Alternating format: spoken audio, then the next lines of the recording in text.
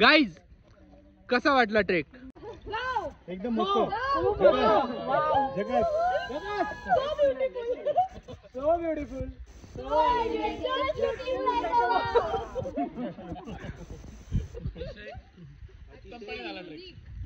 जो ध्यान रखे.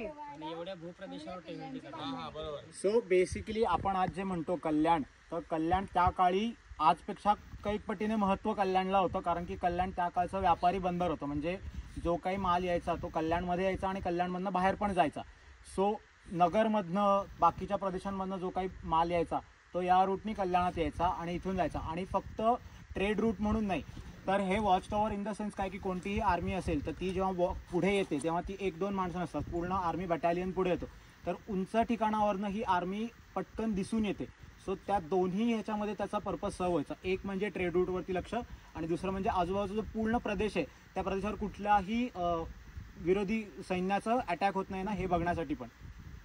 आणि अजून त्याच्यामध्ये मी भर घालते की कधीही हा विचार करायचा नाही की हा किल्ल्याला त्यावेळेला महत्त्व असेल नसेल, टेहाळणी असेल, कारण टेहाळणी सुद्धा एक महत्त्वाचं एक कॉन्सेप्ट होताच. आणि शिवाय हा आपला वारसा आहे, आपण जपला पाहिजे आणि आपल्याला त्याच्यावर गर्व असला पाहिजे, कारण याच्यावरूनच आपण आजचं स्वातंत्र्य उपभोगतोय. तो आपण आता ट्रेक शिफ्टेड संस्थेतर्फे आलेलो आहे. तर गायत्री लीडर आहे आजची. आणि मी संस्थेबद्दल एक थोडक्यात माहिती सांगते की फार पूर्वी म्हणजे पुढच्या वर्षी आपल्या संस्थेला ट्रेक शिफ्टेड संस्थेला 25 वर्ष पूर्ण होत आहेत. सो हां, तर एक हौशी गौशी जे असतात फ्रेंड्स लोक, त्या लोकांनी मिळून ही संस्था स्थापन केली. मग हळूहळू त्या लोकांनी मग गड किल्ले बघणे फिरणे, मग एकदा त्यांना वाटलं की आपण ही जी काही फिरतो आहे त्याचं माहिती संकलित केली पाहिजे. वेबसाईट चालू केली. वेबसाईटवर त्यांनी डेटा टाकायला सुरुवात केला. 2002ला या वेबसाईटला महाराष्ट्र गव्हर्नमेंटचा बेस्ट वेबसाईटचा अवॉर्ड पण मिळालेला आहे. सो आणि शिवाय गेल्या वेळेला सुद्धा गेल्या वर्षी म्हणजे याच वर्षी ना आपल्याला महेंद्र गोवेकर दादांना नकाशातून दुर्ग भ्रमंती हा जो कॉन्सेप्ट आहे ना तो आपल्याकडूनच सुरू झालेला आहे. म्हणजे जेव्हा आपण किल्ल्यावर जातो तेव्हा तो नकाशातून कसा दिसतो, उजवीकडे काय आहे, डावीकडे काय आहे, कोणत्या वास्तू आहेत, काय काय विशिष्ट गोष्टी आहेत, हे सगळ्या त्या आपल्याला नकाशातर्फे आपल्याला दिसतो. तर हां, वेबसाईट आहे. लीडर आपल्याला त्या वेबसाईटची जी काही लिंक आहे ती ग्रुपवर शेअर करेल. शिवाय नुसती ही ट्रेकिंग अशी संस्था नाही आहे, ही एक NGO आहे. म्हणजे ती दुर्ग संवर्धनामध्ये काम करते, वेगवेगळे उपक्रम चालवते. त्या उपक्रमामध्ये काय येतं, दुर्ग संवर्धनसुद्धा येतं. त्याशिवाय त्याच्यामध्ये शिवोत्सवसारखे कार्यक्रम येतात. त्याच्यामध्ये शस्त्रास्त्रांचं प्रदर्शन भरलं जातं की लोकांना माहिती पडावं की पूर्वीच्या काळेला की युद्धामध्ये कोणते कोणते हत्यारं वापरली जायची, तोफ गोळे असायचे, तलवारी असायच्या, जे काही युद्ध सामग्री आहे त्याचं प्रदर्शन भरलं जायचं. शिवाजी महाराजांनी मॅनेजमेंट टेक्निकचा एक स्लाइड शो तयार केलेला आहे की वेगवेगळ्या शाळेमध्ये जाऊन, लहान मुलांकडे जाऊन किंवा कॉलेजच्या लोकांना जाऊन की शिवाजी महाराजांनी मॅनेजमेंट टेक्निक कसं असावं त्याचे स्लाइड शो आपण त्यांना दाखवतो. म्हणजे थोडक्यामध्ये आपण त्यांना असं इन्फॉर्मेशन प्रोव्हाइड करतोय, नुसतं ट्रेकिंग करतोय आणि येतोय असं नाही आहे. जेवढं काही सामाजिक उपक्रम करता येईल तसं आपण त्यांना करायला लावतो. किल्ल्यात आणि किल्ल्याचं ॲडमिनिस्ट्रेशन, आणि फक्त ॲडमिनिस्ट्रेशन नाही, कन्स्ट्रक्शनपासून म्हणजे महाराजांनी काही किल्ले स्वतः बनवले, काही किल्ले जे ऑलरेडी एक्झिस्टिंग होते त्यांना डागडुजी करून त्यांना आणखीन भक्कम कसं करता येईल ओव्हरऑल. म्हणजे not only related to forts, to the warfare सुद्धा आहे त्याच्यामध्ये, की पीपल मॅनेजमेंट स्किल्स आहे त्याच्यामध्ये, आर्किटेक्चरल स्किल्स आहेत, कोणाला कुठे अपॉइंट करायचं, कोणामध्ये कोणता पोटेन्शियल आहे आणि त्या पोटेन्शियलवरती टॅप इन करून how can we get I think स्वराज्याला त्यातलं बेस्ट कसं मिळेल हे त्यातनं ओळखणं खूप गरजेचं असतं. आणि ते महाराजांनी खूप खूप सुंदरपणे केलेलं आहे. सो तो ओव्हरऑल त्याबद्दलचा तो स्लाइड शो आहे. It's a slide show, yes, it's a PowerPoint presentation session. Actually प्रके गाणेकर आहेत, एक इतिहास तज्ज्ञ आहेत. त्यांनी सांगितलंय की महाराष्ट्र जे आहे ते किल्ल्यांचं संग्रहालय आहे. कारण इथे हापशांनी बांधलेले किल्ले आहेत, पोर्तुगीजांनी बांधलेले किल्ले आहेत, इंग्रजांनी बांधलेले आहेत, मुघलांनी बांधलेले आहेत, मराठ्यांनी बांधलेले आहेत. त्याच्यामुळे तुम्हाला असं वर्साटाईलमध्ये बघता येईल. ह्याच्यात सगळे ओव्हरऑल कॉन्ट्रीब्यूट करतात.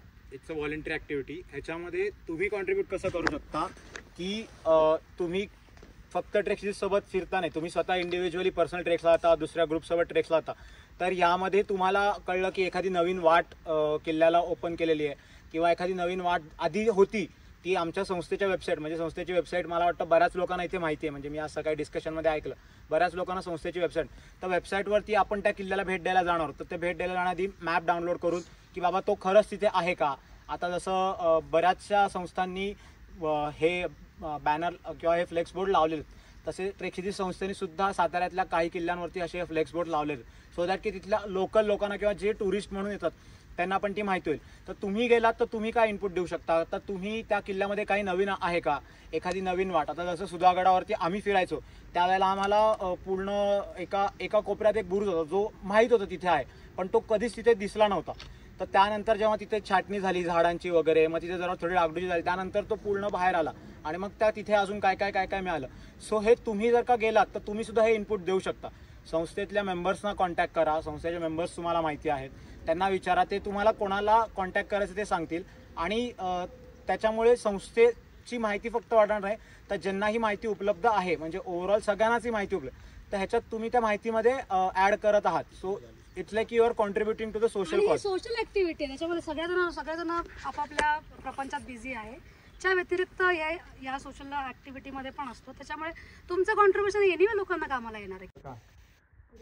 हेच मी आता म्हटलं की तुमच्याकडनं इनपुट्स काय. तर आमचे मेंबर्स हडसर किल्ला बरेच वर्षांनी लागलाय, तुम्ही हडसरला ह्याच्या आधी आला असाल तर तुम्ही संस्थेला कॉन्टॅक्ट करा. प्रत्येक महाराष्ट्रात 350 पेक्षा जास्त किल्ले आहेत. प्रत्येक किल्ल्याला ट्रेकशिदी संस्थेला भेट देणं एका वर्षात पॉसिबल नाही, रोज एक किल्ल्यावर जायला लागेल आम्हाला, ते पॉसिबल नाहीये. सो त्यामुळे तुम्ही फिरताय, तुम्हाला जर का नोट होतंय की तिथे कॉन्टॅक्ट नाहीये तर तुम्ही ट्रेक लिडरला कॉन्टॅक्ट करा, त्याला सांगा की अरे मी इथे गेलेलो, हा कॉन्टॅक्ट आहे, ह्यांच्याकडे मी जेवलेलो, ह्यांचं खूप जेवण चांगलं वगैरे, ह्यांच्याकडे राहण्याची सोय वगैरे पण. मग काय त्यांच्याकडे आहे तर मग त्यांचं नाव सांगा. त्यांनी समजा व्हिजिटिंग कार्ड वगैरे दिलंय तर व्हिजिटिंग कार्डचा फोटो पाठवा, हॉटेलचं नाव असेल तर हॉटेलचं नाव पाठवा. गुगल मॅप्स आहे, गुगल मॅप्सवरती तुम्हाला तुमच्याकडे लोकेशन सेव्ह केलेली असेल तर ती लोकेशन पाठवा. कधी कधी गावातले लोक एकदम टेक्नॉलॉजिकली ॲडव्हान्स असतात, तर तेच म्हणतात की मी तुम्हाला लोकेशन पाठवतो, तोच तुम्ही फॉरवर्ड करा. ते तुम्ही तसं करताय तर दॅट्स ग्रेट, म्हणजे आम्हाला ते आमच्या डेटाबेसमध्ये ॲड करता येईल.